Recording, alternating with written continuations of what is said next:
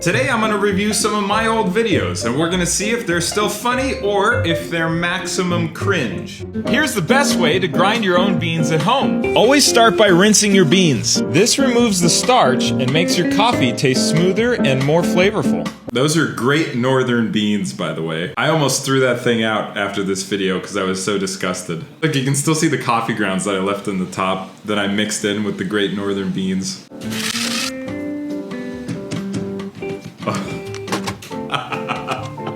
It's bean water. But if you think about it, isn't coffee a bean? And you're running it through a water process, so really, coffee is bean water. You know, that didn't taste half bad. It tasted like a tea. It didn't have a lot of flavor, but it wasn't terrible. My kitchen tips make you a better cook. Today I was gonna show you how to make spring rolls, but I forgot there's no spring in Arizona, so instead we're gonna make summer rolls. First, soak your rice paper in water, then put your rice paper on the counter. Then I add my cactus. Next I add some rocks. And then I like to top it off with some clinical depression. Thanks, Arizona.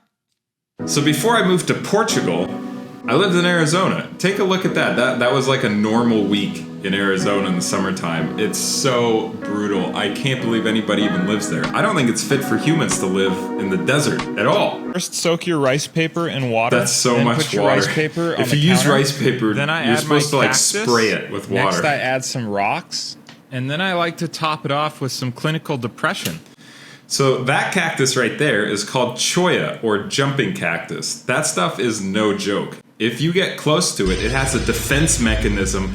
You don't even have to barely brush into it. You just barely touch it, and it automatically sucks into you, and it removes itself from the rest of the cactus. Here's the best way to make homemade chocolate bars. First, you're gonna melt your chocolate bar in a pan. Then add cream, sugar, and turn it to high heat. Pour the chocolate into a container and freeze. When it's ready, hit it with a mallet until it pops out. I'm Chef Scoobs, and I hope my kitchen tips make you a better cook.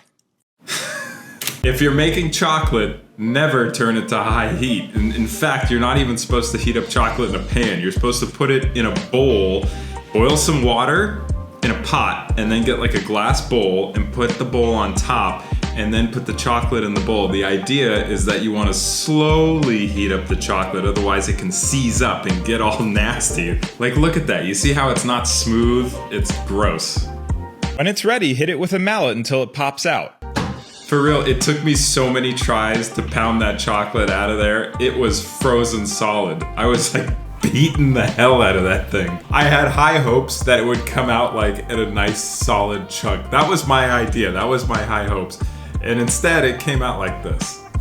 Yeah, that's embarrassing. This was one of the first videos that I did that got circulated around enough to where some of my friends that didn't know I made videos saw me for the first time, and I literally chocolate all over my face. So I would get text messages like, dude, is this you?